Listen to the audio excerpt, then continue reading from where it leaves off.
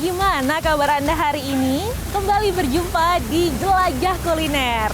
Dan saya masih akan merekomendasikan Anda tempat nongkrong asyik tentunya sambil kulineran. Selama 1 jam ke depan dan inilah Jelajah Kuliner.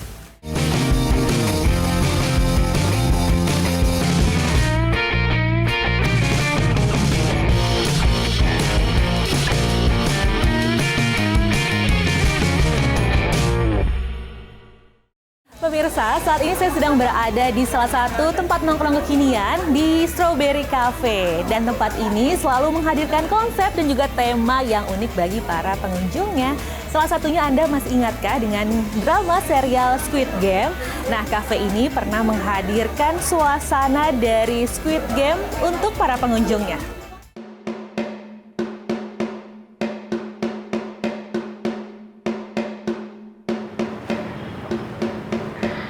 Kalian pasti nggak asing lagi kan dengan jaket yang saya gunakan dan juga algojo yang ada di belakang saya. Yep, bener banget. Ini berasal dari serial drama Korea Selatan Squid Game yang lagi happening banget. Di Jakarta, kalian juga bisa loh bermain ala Squid Game. Sekarang saya mau mencoba, langsung aja kita masuk ke dalam. Come on algojo! Sebagian dari Anda tentu tak asing mendengar kalimat Mugung wako cipit semnida. Ya, kalimat tadi diucapkan oleh boneka raksasa dalam permainan lampu merah, lampu hijau di serial drama Korea Squid Game. Sensasi bermain ala Squid Game ditawarkan salah satu kafe di kawasan Kebonjeruk, Jakarta Barat sejak sepekan terakhir. Untuk bermain perlu 10 orang dengan durasi 30 detik. Beberapa pekerja kafe pun berperan sebagai boneka perempuan raksasa dan petugas berseragam merah untuk menghukum peserta yang tereliminasi. Tergantung eventnya ya. Kalau memang eventnya lagi ngehipnya ada lagi yang baru, ya kita langsung buat. Ya ini kan baru kita langsung cepet-cepet bikin, kita persiapan langsung cepet, gerak cepet.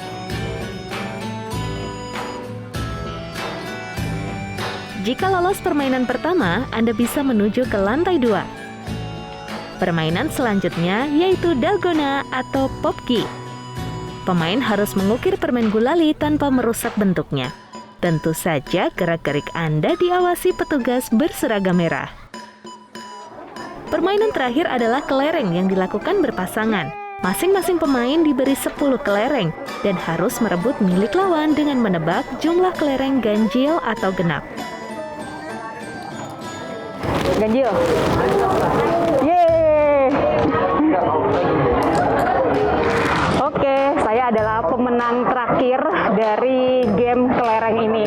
Dan bagi Anda yang ingin merasakan sensasi bermain ala Squid Game, langsung aja datang ke Cafe Strawberry Kebonjeruk, Jakarta Barat. Yang kalah harus ditembak. Algojo, tembak!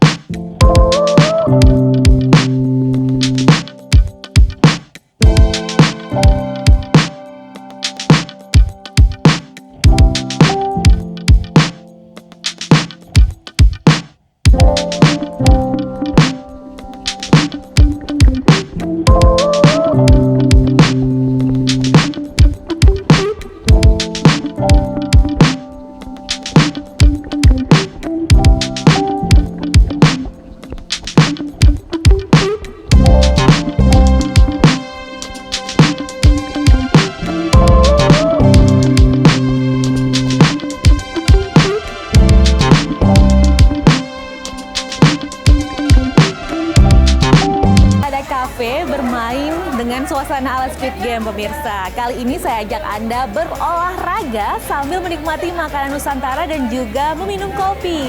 Kira-kira olahraganya apa ya? Yuk kita lihat liputannya berikut ini.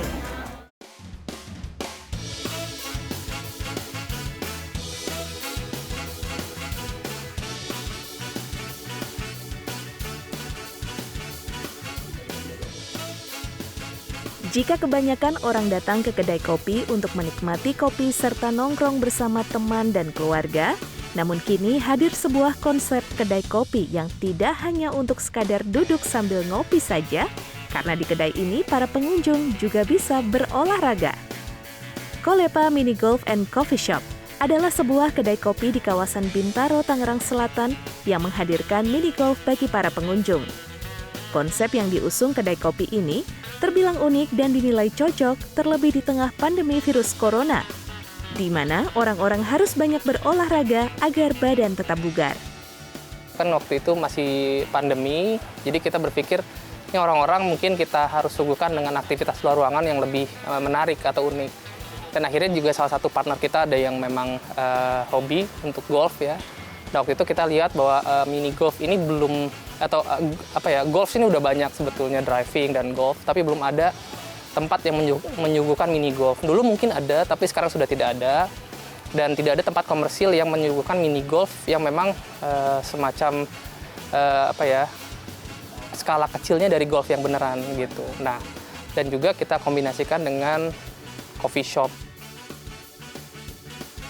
Kedai kopi dan mini golf ini berdiri di atas tanah seluas 1.000 meter persegi, membuat siapapun leluasa berkunjung di sini.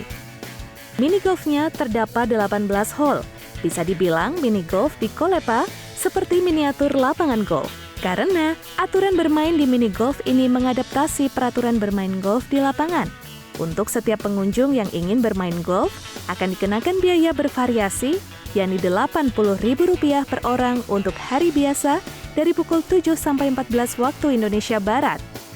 Rp100.000 per orang untuk hari biasa dari pukul 14 sampai 22 waktu Indonesia Barat. Dan Rp150.000 per orang untuk weekend atau hari libur dari pukul 7 hingga 22 waktu Indonesia Barat.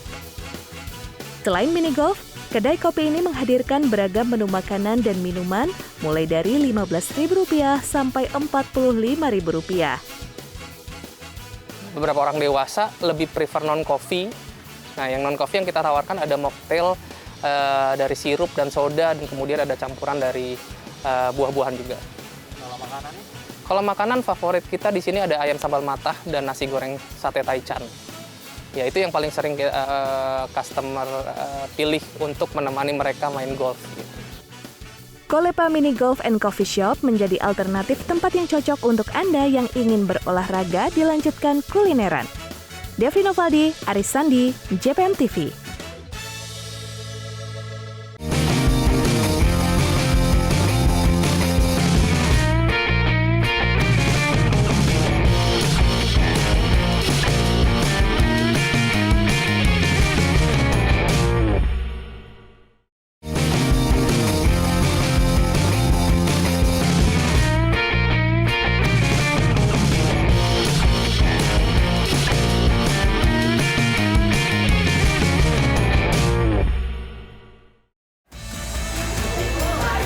Pemirsa, beberapa tahun terakhir ini kedai kopi ini banyak sekali bermunculan. Tapi jarang sekali kan kita menemui ada kedai teh. Nah, padahal teh ini menjadi minuman favorit bagi sebagian masyarakat, termasuk saya juga nih. Untuk itu, saya rekomendasikan Anda kedai teh yang berada di daerah Tangerang Selatan.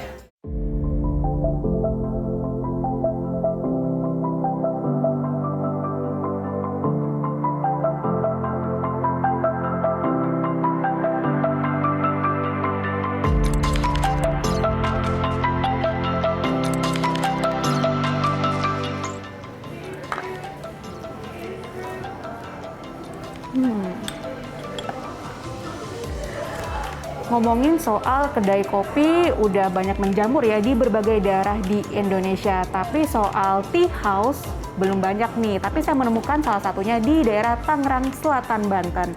Sekarang saya ingin mencoba sensasi menikmati teh secara langsung. Yuk! Tahukah Anda, Indonesia memiliki ragam jenis teh? Tak sebatas teh hijau dan jasmin. Teh pun tak hanya bisa diolah menjadi es teh atau teh susu semata, namun dapat dikreasikan dalam tampilan menarik dan rasa yang khas. seperti di Tea House atau Cafe Teh di kota Tangerang Selatan, Banten. Cafe ini baru berdiri Januari 2021 lalu, menawarkan 41 jenis teh dari Pulau Jawa dan Sumatera. Menu teh yang ditawarkan juga beragam, mulai dari teh seduh hingga kreasi teh kekinian seperti Ocean Margariti, perpaduan teh hijau, serai, jahe, lemon, dan seduhan bunga telang. Owner itu tergerak hatinya karena melihat petani kita, petani teh kita itu mendapat upah yang amat sangat minim. Sehingga mereka tercetuslah untuk membuat yang namanya specialty tea gitu. Nah, kemudian kalau misalnya kita hanya bergerak di hulu, nggak ada yang bergerak di hilir, maka percuma aja, sama aja. Makanya kita mulai mengenalkan teh ini yang biasanya kita ekspor, and then kita kenalkan langsung ke masyarakat gitu.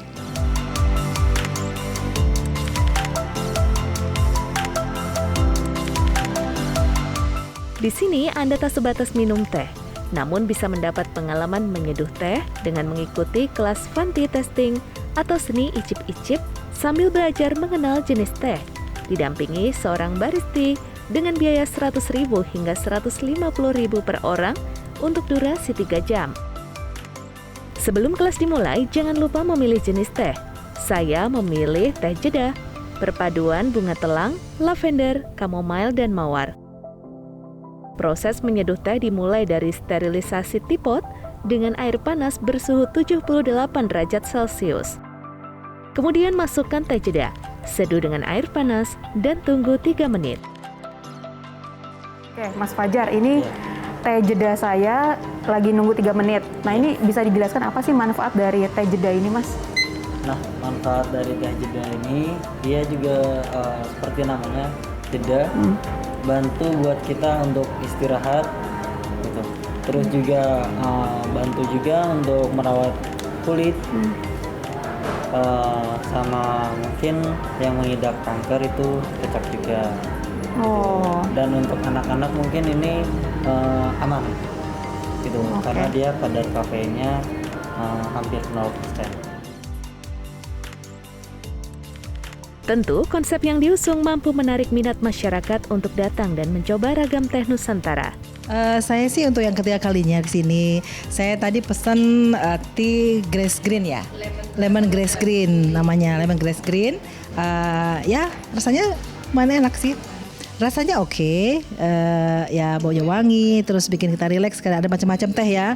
Jadi kita pilih yang ya sesuai dengan usia kita gitu, bikin sehat. Aku udah 3 kali kesini. Alasannya karena satu aku suka ambience-nya, terus aku juga suka teh kebetulan. Terus mereka provide banyak jenis teh gitu kan. Terus ya nyaman aja buat kerja di sini jadinya.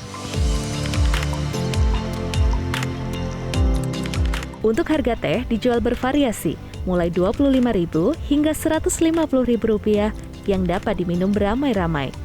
Nah, tunggu apa lagi? Datang dan rasakan sendiri bersantai di Cafe Teh.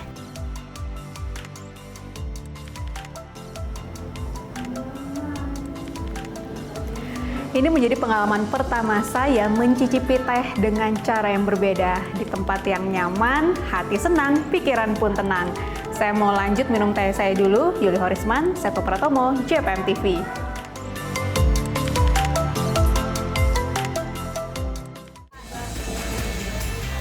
Pemirsa, jika tadi ada teh di sebuah kedai teh, kali ini saya akan menghadirkan kopi bagi Anda para pecinta kopi. Ada sebuah kedai kopi atau olahan kopi yang terdapat di Desa Cikadeyen, Kabupaten Pandeglang bernama Kopi Gentong Pusaka. Kopi ini diolah oleh warga setempat masih dengan cara tradisional.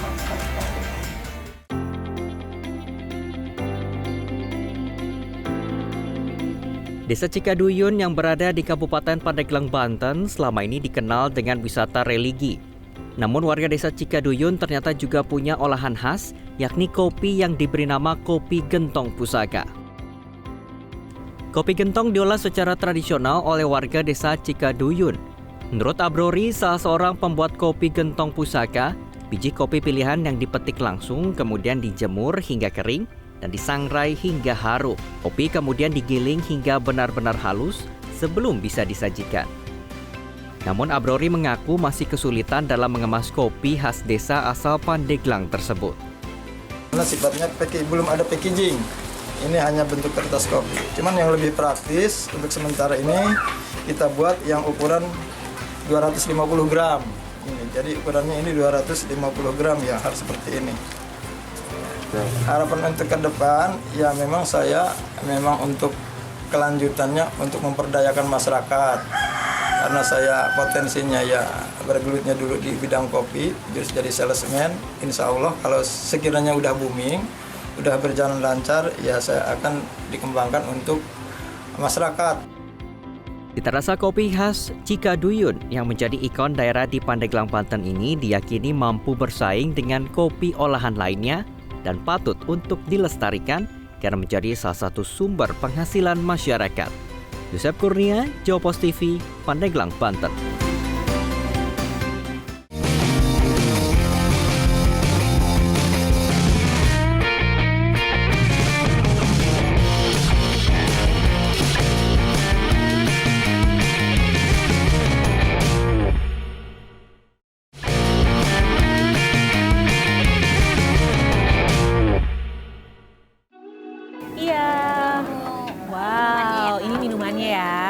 Nah, kalau ini menunya apa ini, Mbak? Yang itu New York Stick, Kakak.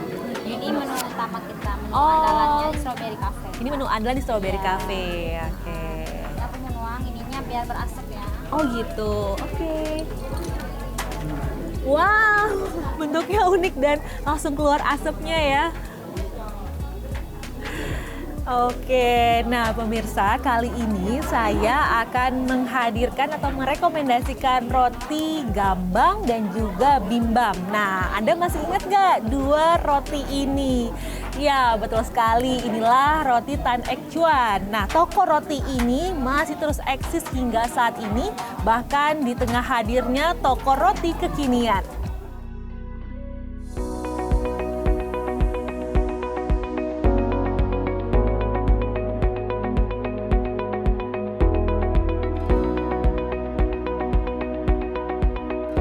Kelezatan sepotong roti bertahan di tengah sengitnya persaingan.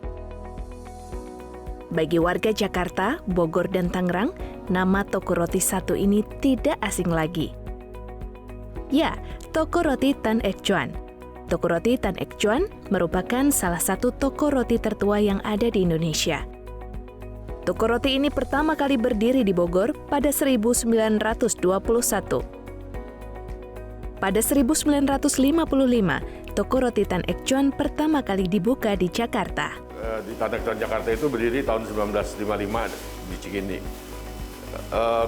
Sebelumnya tahun 1921 itu memang didirikan di Bogor. Dari 1955 sampai tahun 2000 dikelola oleh anak dari Tan Ek Chuan yang Tan Kim Hai, itu di Jakarta. Mulai tahun 2000 saya mengelola roti Tan Ek Chuan dan kita memindahkan lokasi dari Cikini ke Ciputat ini.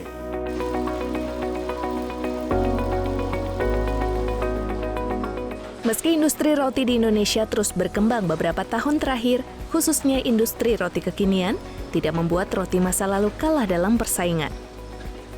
Roti-roti yang dihasilkan pabrik roti Tan Ek Chuan tidak menggunakan bahan pengawet. Ini menjadi salah satu pembeda roti Tan Ek Chuan dengan roti kekinian. Yang dibuat oleh Tan Ek Chuan itu dia lebih padat, lebih lembut, dan secara kualitas itu lebih bagus dibanding roti modern. Karena roti modern itu roti yang fermentasinya itu paling nggak lebih lama atau lebih gede daripada roti zaman dulu. Jadi kalau dimakan roti modern itu dia lebih mengena gitu udaranya. Tapi kalau roti zaman dulu, roti jadul yang dibuat oleh Tan Ek Chuan itu dia lebih padat, lebih soft. Jadi secara kualitas kalau menurut saya lebih bagusan untuk roti zaman dulu.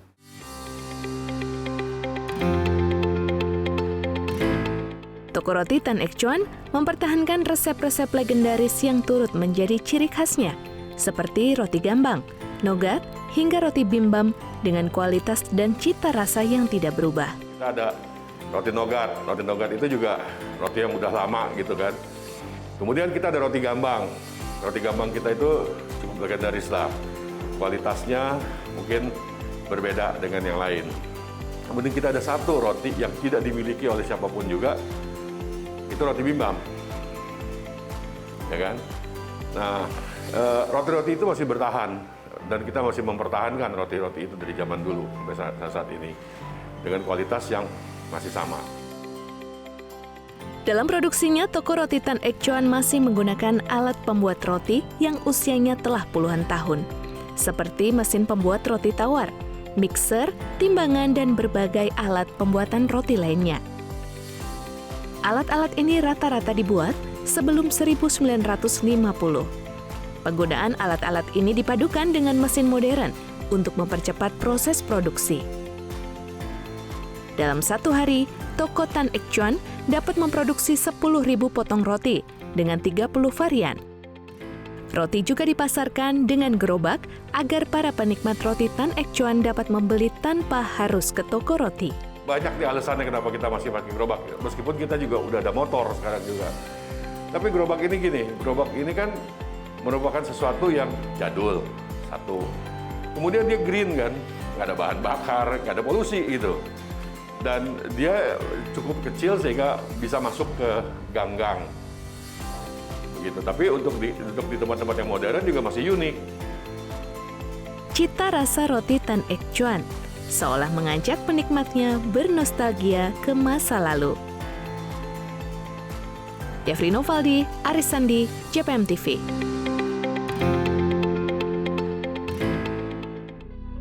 Jika tadi ada roti Tan Ek Chuan yang legendaris di Jakarta, selanjutnya ada roti Kamang nih pemirsa. Roti ini sudah dikenal dan sudah banyak yang tahu bagi warga Manado. Toko roti ini sangat legendaris, bahkan sudah ada sejak 1960-an.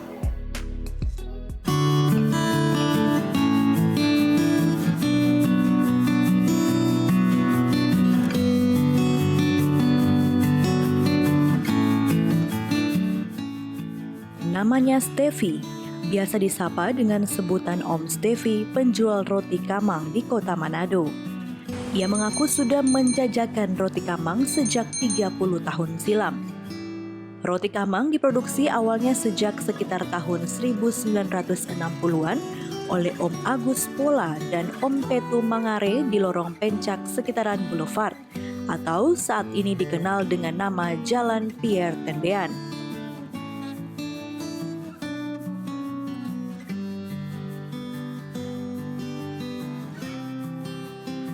Om Steffi menuturkan, awal menjual roti yang dalam bahasa daerah pedalaman artinya berkat ini, ia memiliki puluhan rekan kerja.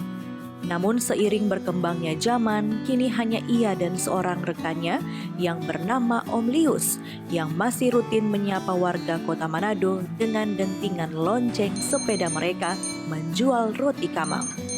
Roti ini 30 tahun ada. 30 tahun? Iya. Dari harga berapa itu rotinya dulu, Om? Kalau itu dari harga paling roti berjenis 75 perak dulu. 75 perak rupiah. Iya. Sekarang 7.500. Iya.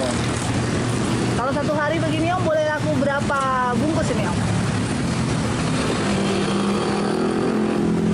120 sekian.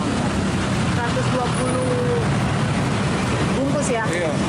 Terus penjualnya ada banyak ya, nggak cuma Om ya? Kalau dulu banyak, mas sekarang kurang tinggal 2. Oh, tinggal 2 penjual? Cita rasa yang tak berubah sejak awal diproduksi menjadi kekuatan roti Kamang atau yang biasa disebut dengan roti kampung dulu-dulu. Steffi menambahkan jika kelebihan roti kampung selain sudah terkenal dan akrab di lidah warga kota Manado adalah karena diproduksi secara alami tanpa bahan pengawet. Nah, apakah Anda juga termasuk pelanggan roti Kamang atau tertarik untuk mencoba roti legendaris asal kota Manado ini? Biasanya Om Steffi melintas jalanan kota Manado sejak pagi hingga sore hari. Quincy Matau melaporkan untuk Kawa Nuaha TV. Biasanya kulit buah naga kan dibuang gitu aja ya pemirsa, nggak mungkin kan kalau dimakan. Tapi ternyata kulit buah naga ini bisa diolah menjadi tepung roti dan juga campuran jus loh pemirsa. Dan ternyata kulit buah naga ini sangat baik bagi pencernaan dan kaya akan vitamin.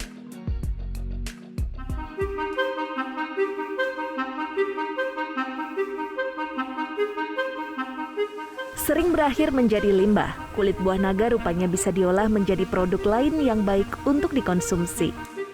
Tak hanya buahnya saja yang kaya nutrisi, kulit buah naga yang bersisik namun lembut ini kaya serat. Di tangan seorang koki, Robi Briliantino, limbah kulit buah naga ini disulap menjadi tepung. Untuk mengolahnya, kulit buah naga dipotong kecil, lalu dicuci bersih. Potongan kulit kemudian direbus. Setelah layu, kulit dikeringkan menggunakan alat khusus hingga kadar airnya menghilang. Yang saya buat sementara ini cookies, tepung ini saya jadikan cookies. Sekarang kan banyak ya saya mungkin nggak boleh makan gluten, terus mungkin atau gulanya harus rendah, ini menurut saya cocok. Hasil olahan bisa digunakan menjadi bahan pembuatan roti. Selain itu, jika dicampur dengan air, bisa menjadi smoothies atau jus. Dengan kadar gula yang rendah, tepung ini cocok bagi mereka dengan penyakit diabetes. Bagus Setiawan, JTV Surabaya, Jawa Timur.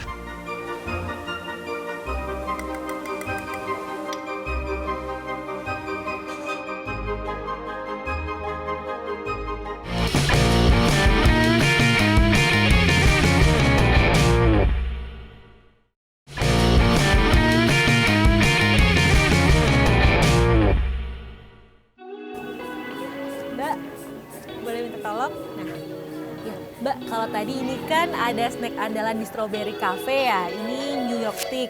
Nah, kalau ini apa nih bentuknya? Unik Ini sekali. cemilan terfavorit Strawberry Cafe, namanya snack combo. Oh, snack combo. Dan tempatnya unik. Dan ada beragam saus juga ya di sini ya di cemilan ini. Oke, makasih ya Mbak ya informasinya. Nah, pemirsa, kali ini ada yang viral. Tahu nggak apa? Ayo tebak. Nah, yang viral ini adalah warung soto di Kabupaten Bojonegoro yang menghadirkan soto dengan harga yang sangat murah. Tahu nggak berapa? Yaitu Rp1.000 untuk seporsi sotonya. Kira-kira gimana ya bentuk dari soto dengan harga Rp1.000? Kita lihat yuk liputannya berikut ini.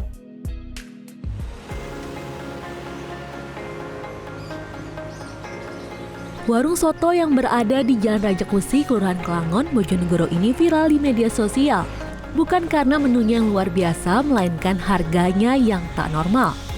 Warung yang dinamakan Angkringan Soto Sewu ini ramai dikunjungi pembeli, meski baru dibuka pekan lalu. Mereka yang datang sebagian besar karena penasaran dengan harganya. Karena soto di warung ini dijual dengan harga Rp1.000 per porsinya. Dua kali kesini. Rasanya gimana, Bu? Rasanya gimana sotonya? Rasanya enak, sedap, mantep. Mantap. Apa? Harganya gimana? Harganya murah banget. Berapa, Bu? Rp1.000. Pemilik warung, Nia Ika Nur Aini, awalnya penasaran dengan harga soto ayam yang murah yang berada di Kabupaten Wonogiri, Jawa Tengah. Setelah mencoba, ternyata dia mulai punya ide mengembangkan warung miliknya yang berada tepat di sebelah selatan Jembatan Sosro di Logo dengan menjual soto dengan harga yang sama. Sejak membuka angkringan soto sewu itu, ia pun mulai melayani pembeli hingga 100 porsi per hari. Awalnya, soto itu hanya dibeli dari kalangan tetangga terdekat. Kemudian, ia memanfaatkan media sosial untuk mempromosikan dagangannya. Sewu ini. Awalnya pengen coba-coba aja Mas, kemarin kan ngertinya kita kan tahunya di Wonogiri sana ada, di situ tak bawa ke sini kok dicoba di sini, muka-muka bisa ternyata ya jadi. Udah berapa hari buka ini, Pak? Kalau untuk sotonya sih 2 mingguan berjalan ini Mas. Sehari bisa menghabiskan berapa porsi ya? Sehari kalau saat ini ya 200 sampai 250 lebih lah. Alhamdulillah. Selain porsi soto dengan harga Rp1.000, terdapat juga porsi dengan harga Rp3.000 dan Rp5.000 per porsinya. Menu yang disediakan pun juga lengkap, mulai dari suiran ayam, telur, dan sayur-sayuran. Afrizal Ilmi, JTV Bojonegoro, Jawa Timur.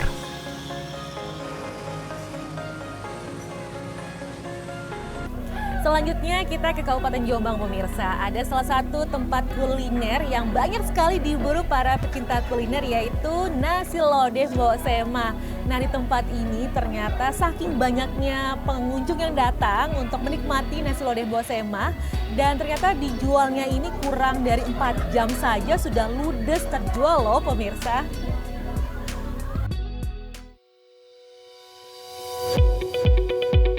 Warung nasi lodeh Mbok Sema di Kecamatan Peterongan, Kabupaten Jombang, Jawa Timur merupakan salah satu tempat makan legendaris yang tidak asing lagi bagi masyarakat Jombang dan sekitarnya. Nasi lodeh Mbok Sema ini banyak diburu para pencinta kuliner karena rasa lodehnya yang khas dan bisa membuat orang ketagihan saat pertama kali mencicipinya. Nasi lodeh ini disajikan di pincuk daun pisang, berisikan nasi, sambal goreng tahu, sayur dan kuah lodeh, lauk dan kerupuk. Cukup sederhana namun rasanya dijamin bisa menggoyang lidah. Meskipun terletak di pinggiran dan harus masuk gang, warung ini sudah terkenal di mana-mana. Tak hanya dari Jombang, pelanggan dari luar Jombang selalu rutin mampir setiap minggu.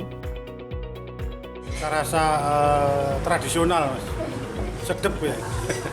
Untuk ciri khasnya Pak di sini Mas? Namanya sedep pakai daun pisang, empalnya itu loh, empuk.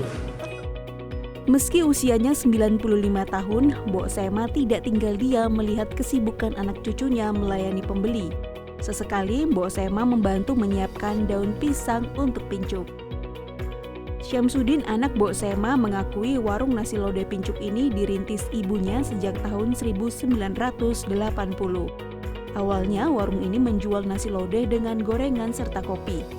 Karena peminat nasi lodeh terus bertambah, pada 1983 warung ini mulai khusus menjual nasi lodeh dengan harga saat itu Rp10 per pincuk atau per porsi. Kan tersendiri ini nasi lodehnya itu ya lodeh asli lah. Lodeh apa jenisnya? Lodeh Jawa ya. Bilang lodeh Jawa zaman dahulu. Kalau hari sebelumnya ya sebelum masa pandemi itu ya 50. Terus kena dampak pandemi ini ya 40 kilo. Warung Mbok Sema yang berdiri sejak 1980-an mulai buka pukul 4 sore. Satu porsi dihargai Rp10.000. Bagi penggemar kuliner yang belum pernah mencicipi nasi lodeh pincuk Mbok Sema, bisa datang lebih awal. Selepas Isya, dagangan di warung ini sudah ludes karena ramainya pembeli. Hanya dalam 4 jam, omset penjualan bisa mencapai Rp5 juta.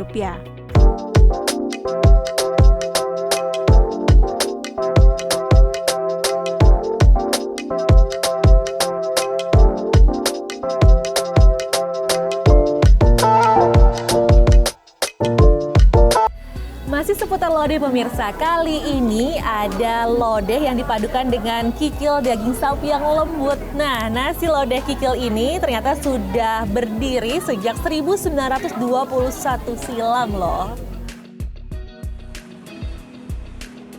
Selama bulan Ramadan, warung nasi lodeh kikil yang berada di Jalan Raya Desa Mojosongo, Jombang ini ramai dikunjungi pelanggannya. Budi Susanto, salah satu pembeli, mengatakan baru pertama kali menikmati nasi lodeh kikil. Saat merasakan nasi lodeh kikil, dia mengakui ada rasa khas yakni kikil dan daging yang lembut. Untuk satu porsi nasi lodeh kikil bisa dinikmati seharga Rp15.000. Saya tahunya kikil itu kan bakso kikil atau soto kikil. Nah ketika saya coba ini kok unik nih, kok ada lodeh, kikil dibuat lodeh. Makanya saya coba, ternyata emang enak, jadi lembut. Kalau dibuat lodeh itu bumbunya juga enak, jadi seger gitu Pak kalau untuk buka puasa. Siti Munzila, penjual nasi lodeh kikil ini, mengatakan nasi lodeh kikil ini merupakan kesukaan dari almarhum Gus Dur yang telah lama dikenal menjadi makanan favorit warga Jombang. Dirinya sekarang sudah menjadi penjual nasi lodeh kikil generasi ketiga dari penemu resep nasi lodeh kikil pertama pada 1921 silam. Hingga kini resep nasi lodeh kikil masih terus dilestarikan. Apa kelebihan dari kikil ini? Ya, alhamdulillah masakannya itu khas Jombang gitu. Kan bumbu rempah-rempahnya itu lengkap. Ya. Pembeli dari mana aja? Dari luar kota juga banyak, dari sini juga banyak. Resep rempah yang menjadi cita rasa masakan khas ini membuat warung nasi lodeh Kikil diberi nama Warung Kikil kesukaan almarhum Gus Dur dan masih tetap eksis. Hanya saja kondisi pandemi COVID-19 ini membuat jumlah pengunjung menurun drastis. Saiful Mualimin, JTV Jombang, Jawa Timur.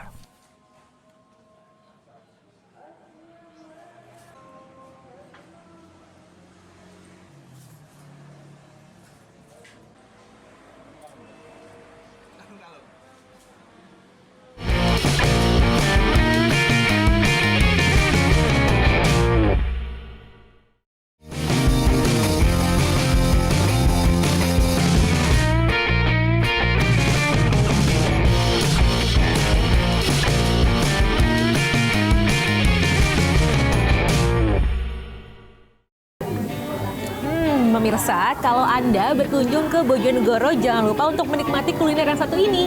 Ada makanan tradisional sego buuhan yang sudah banyak sekali disukai masyarakat. Apalagi sego buuhan ini dibuat sangat unik, dibungkus dari daun jati. Warung yang menyajikan menu tradisional sego buuhan ini berada di pinggir Sungai Bengawan Solo, tepatnya di Desa Kauman, Kecamatan Kota Bojonegoro. Di warung ini juga terdapat beragam menu tradisional, namun yang menjadi menu unggulan adalah sego buuhan. Karena sego buuhan ini biasanya hanya ada ketika warga sekitar tengah melangsungkan hajatan. Nasi buuhan. Nasi buuhan itu apa aja? Mie, nangka muda, sate daging. Untuk harganya gimana? Kalau pakai sate daging 16.000. Kalau selain itu ada menu yang lain? Ada sambal wader, sambal udang kali, yang bengawan, dan belut juga ada. Sego buuhan terdiri dari nasi putih, tempe, mie, sayur nangka muda, serta sate daging. Makanan tersebut dibungkus atau diletakkan di atas daun jati, sehingga menambah kesedapan rasa. Makanan favorit di sini saya nasi buuhan, dan sekarang ada menu baru sambal wader, sambal udang. Nah, sudah nyobain ya kita semua. Uniknya di tempat ini kita bisa makan sambil menikmati keindahan Sungai Bengawan Solo. Harga sego buuhan pun cukup murah, mulai Rp8.000 hingga Rp16.000 per porsinya. Tertarik untuk mencoba sego buuhan? Afrizal Ilmi, JTV Bojonegoro, Jawa Timur.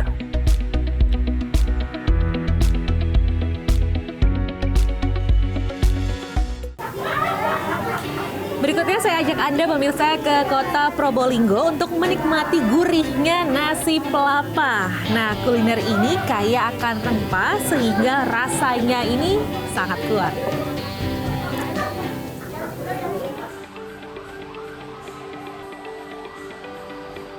Satu lagi masakan khas Probolinggo yang wajib Anda coba, nasi pelapa. Nasi pelapa diolah dengan aneka bumbu dan rempah warisan tanah Madura. Untuk membuat olahan nasi pelapa diperlukan daging sapi segar, pelapa atau bumbu yang terdiri dari jahe, bawang bombay, kunyit, bawang putih, lengkuas, daun salam, kayu manis, dan cabai. Bumbu ini diolah dengan penyedap seperti garam dan gula sesuai takaran. Bumbu ini juga bisa digunakan untuk mengolah daging ayam hingga hasil laut. Daging yang sudah matang dan tercampur dengan bumbu bisa disajikan dengan beberapa menu lain seperti kacang lodo, oseng-oseng, dan sambal. Selain tekstur dagingnya yang empuk, aroma makanan ini juga begitu kaya. Rasanya mantap mas, dari ikan dagingnya bagus sekali. Terus dari rempah-rempahnya sangat terasa. Menurut pemilik kedai nasi pelapa, menu ini sangat cocok disajikan di masa seperti ini sebab terbuat dari bahan rempah yang ekonomis, sehingga hanya dengan Rp10.000 saja pelanggan bisa menikmati menu khas masyarakat Madura tanpa khawatir dompet menangis. Melalui beberapa kali percobaan yang kami rasa insya Allah cocok dengan orang Probolinggo dan Jawa Timur. Gimana? Pedas, asin atau apa yang membedakan dengan daerah lain? Cuma Probolinggo. Rempahnya. Harus memang Rempahnya iya, itu kita lebih menonjol sekali ya. Terus juga variasinya, jadi nasi kelapa ini tidak hanya sapi saja, ada varian paru, ayam, tuna. Nanti insya Allah kedepannya kita juga ada kayak udang atau mie gitu ya, mengambil kekayaan kota Probolinggo, laut. Nah, bagi Anda yang mungkin belum pernah mencoba nasi pelapa, sempatkan diri merasakan olahan khas Madura ini di kota Probolinggo. Farid Falevi, CTV Probolinggo, Jawa Timur.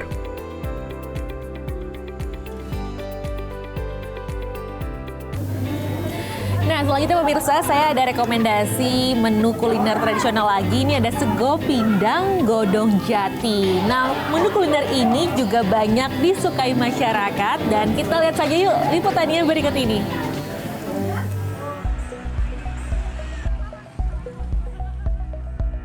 Pantai Semilir di Desa Sokorejo, Tuban, Jawa Timur menjadi lokasi favorit warga Tuban untuk menikmati semilir angin bersama teman dan keluarga.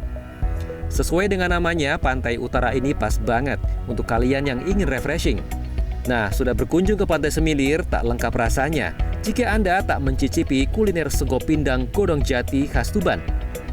Tenda sederhana di antara pohon cemara ini tak pernah sepi pembeli. Hampir sepanjang hari, pemburu kuliner datang silih berganti. Sesuai namanya, menu khas pesisir ini berupa nasi hangat dengan lauk ikan pindang tepung goreng dan cumi hitam. Untuk menambah lezat, maka ditambah oseng kacang panjang dan pepaya. Penggunaan daun jati sebagai wadah menambah sedap dan nikmat makanan yang disajikan. Rasanya enak, khas. Inilah pesisir Tuban. Mantap. Pedes atau gimana? Ya, yang pasti kalau di pesisir ini ya pedes. Cocok untuk masyarakat Jawa Timur, Tuban, Jawa Timur. Dalam sehari 100 porsi pindang godok jati ludes terjual. Tak hanya warga lokal, pengunjung juga datang dari berbagai daerah sekitar, seperti Blora, Lamongan, dan Bojonegoro. Makan di sini dari mana aja? Oh banyak Mas, ada yang dari, kemarin ada yang dari Blora, Jawa Tengah. Ada yang dari Jatirogo, Montong. Ya masih banyak lagi pendatang pengunjung. Tak hanya dijamin memanjakan lidah, namun kuliner tradisional ini juga murah meriah. Satu porsi nasi pindang godong jati hanya dipatok Rp10.000 saja. Sementara untuk masuk area wisata ini pengunjung tidak dikenakan tiket. Kusni Mubarok, JTV, Tuban, Jawa Timur.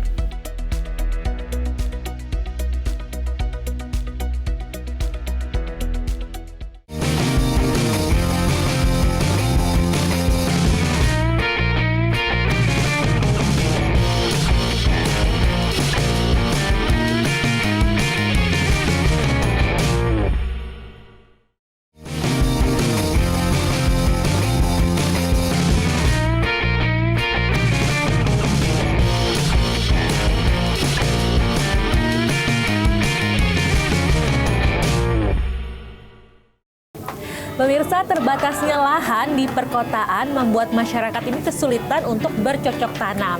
Kini hadir teknik hidroponik yang bisa membantu masyarakat agar tetap bisa bercocok tanam dan juga bisa menanam aneka sayuran meski memiliki lahan yang terbatas. Teknik bercocok tanam hidroponik yang tidak menggunakan media tanam tanah. Teknik ini cukup dengan memanfaatkan air yang dicampur dengan larutan mineral untuk memberikan nutrisi yang dibutuhkan tanaman. Bercocok tanam dengan cara ini terbukti hemat dibandingkan dengan teknik menanam konvensional di atas tanah. Selain hemat tempat karena tak memerlukan media tanah dengan ruang yang luas, juga hemat air karena tidak perlu terlalu sering disiram. Sebab larutan nutrisi mineral yang tercampur di dalam media air tersebut sudah mencukupi untuk tanaman yang dibudidayakan cukup dilakukan kontroli saja pertumbuhannya. Rian Sarip, mahasiswa jurusan teknik lingkungan ini, memanfaatkan perkarangan rumahnya sebagai lokasi bercocok tanam dengan cara hidroponik. Sudah 8 bulan ia memperkenalkan teknik hidroponik ke masyarakat di lingkungan rumahnya di Kabupaten Serang, Banten. Ia juga sering memberikan pelatihan kepada sejumlah kalangan yang ingin mengetahui teknik bercocok tanam tanpa takut kotor. Jadi hidroponik itu adalah proses menanam dengan cara kerja air tanpa menggunakan tanah. Jadi kita penuhi kebutuhan nutrisinya pada air. Nah, untuk media tanamnya kita gunakan rock wool, sekam bakar atau arang sekam, hidroton, kokopit, dan hidrogel. Nah, untuk yang tanaman hidroponik biasanya itu ada selada, kailan, kangkung, caisim, dan juga sayuran buahnya seperti cabai, melon. Jenis tumbuhan yang ditanamnya salah satunya pakcoy, tanaman sejenis caisem dan sawi. Pakcoy merupakan tanaman sayur asal Cina yang bisa disemai secara hidroponik dalam waktu 14 hari. Setelah itu dipindahkan ke dalam wadah untuk pembesaran selama 30 hari untuk dipanen dan siap dipasarkan dengan kualitas dan kesegaran yang baik. Dari Serang, Banten, Tim Liputan, Jawa Pos TV. Pemirsa, memanfaatkan lahan yang terbatas di atas gedung sekolah untuk bertanam hidroponik ini dilakukan salah satu sekolah di Bojonegoro. Dan tanaman hidroponik ini selain sebagai media edukasi kepada siswanya, ini juga bisa dimanfaatkan dan dijual kembali kepada masyarakat umum. Kebun sayuran hidroponik ini berada di atas gedung sekolah Rodatul Atfal Plus Darussalam Bojonegoro. Terlihat beberapa jenis sayuran tertanam rapi dan subur di atas media tanam hidroponik. Kepala Sekolah RA Plus Darussalam Bojonegoro, Siti Holifah mengatakan, tujuan awal bertanam hidroponik sebenarnya untuk memberikan edukasi kepada para anak didiknya. Pihak sekolah kemudian membuat tempat khusus hidroponik dengan memanfaatkan media air yang dirasa sangat cocok dengan kondisi sekolah. Selain tanpa menggunakan media tanah, sistem hidroponik juga tidak membutuhkan lahan yang begitu luas. Tujuannya agar anak-anak tetap bisa menanam, punya memori dalam ingatan dia bahwa kita masih bisa menghasilkan kebutuhan pangan kita sendiri meskipun tidak punya lahan atau sawah. Untuk sayuran sendiri yang ditanam jenisnya apa saja, Bu ya? Sayurnya macam-macam, hampir semua tanaman sih bisa di hidroponik gitu ya. Kalau dia Bertanam hidroponik ini diawali sejak tahun 2016 lalu dengan menanam berbagai macam sayuran hingga buah-buahan, hingga berhasil dijual ke pasaran. Salah seorang pembeli, Dwi Ratna Palupi, mengatakan dirinya memilih sayuran hidroponik ini karena sayuran hidroponik lebih segar dan tahan lama karena tidak menggunakan pupuk kimia. Beli sayuran hidroponik ini untuk apa, Bu ya? untuk dijual lagi dan kebanyakan konsumsi sendiri. Alasannya apa ini Bu membeli hidroponik ini Bu? Ini tahan lama, awet, terus apa? Ini loh apa? Lebih segar Bu ya? Ya, segar nih. Dari bertanam sayuran hidroponik tersebut, Sekolah RA Plus Darussalam Bojonegoro mendapatkan keuntungan. Namun dengan adanya kondisi COVID-19 ini, penjualan sedikit berkurang. Biasanya omset penjualan mencapai Rp500.000 per hari. Kini omset perharinya hanya Rp300.000 saja.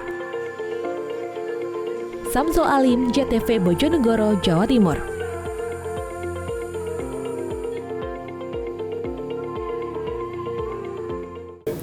Menanam hidroponik selain di lahan yang sempit tadi ataupun di atap gedung, bisa juga nih pemirsa di lahan jaringan sutet. Ini ada warga yang membudidayakan lele dan juga tanaman hidroponik untuk sebagai tempat dari tanaman hidroponik ini ditanam. Dan hasil dari budidaya lele serta tanaman hidroponik ini, hasilnya mereka gunakan sendiri dan sisanya juga mereka jual.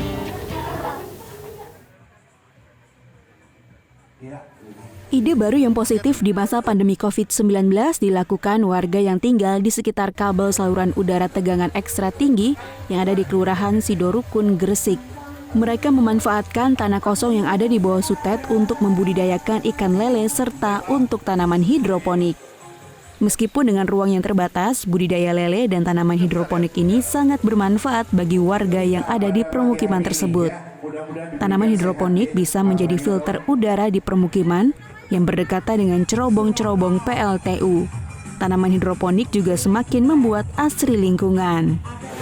Itu kita panen, dan hasil panen itu sudah saya nampung dalam bandi warga setempat atau warga lain untuk dibuat yang bisa mentah maupun yang frozen, siap goreng dan bisa untuk otak lele maupun nugget lele.